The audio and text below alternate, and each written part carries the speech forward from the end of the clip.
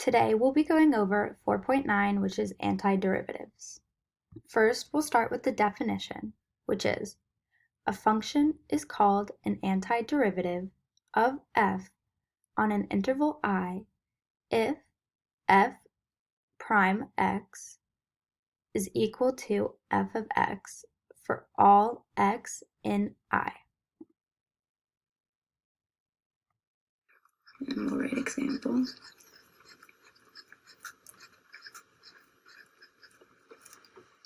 So we can let f of x equal x squared. Now, we're going to simply get the antiderivative, and the most basic way to do this is to use this simple equation, which will look like, we can either write it like this, times x n plus 1, or we can write it as x n plus 1 over n plus 1. So if we apply this to the x squared, we'll get x 2 plus 1 over 2 plus 1, which will then give us 1 over 3 x to the third. So if f of x, capital F of x, equals 1/3 x cubed, then the derivative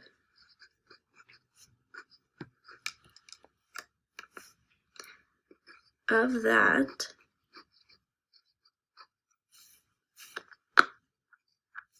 is equal to f of x, and f of x is equal to x squared.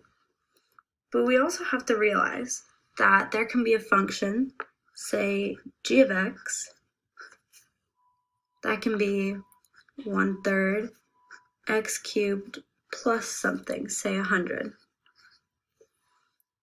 That also satisfies the antiderivative, so that we could say g prime of x equals x squared, which equals f of x. So both capital F of x and g of x satisfy f of x. Therefore, both f and g are antiderivatives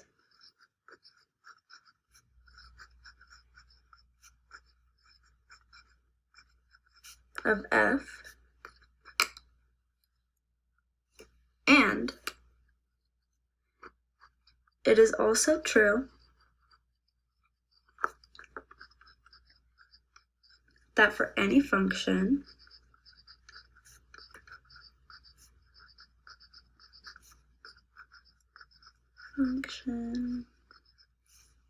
of the form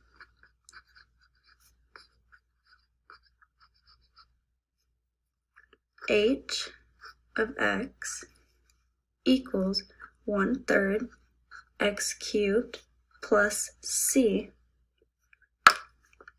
where c is a constant.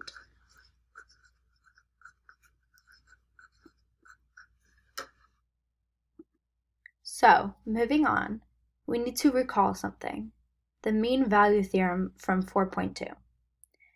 It states that if two functions have identical derivatives on an interval, then they must differ by a constant. So if capital F and another function, say g, are any two antiderivatives of f, then the following apply. F prime of x equals f of x, which also equals g prime of x. So another way to write this would be to subtract f of x from g of x and set it equal to c. So in other words, it would be g of x minus f of x equals c, where c is a constant. Now we can even rewrite this to make it g of x equals f of x plus c. Next this leads us to our next theorem. So our next theorem is if capital F is an antiderivative of f on an interval I, then the most general antiderivative of f on I is capital F of x plus c, where c is any arbitrary constant. And arbitrary just means unassigned or random value. Now, going back to our function of f of x equals x squared, we see that the general antiderivative of f is 1/3 x cubed plus c.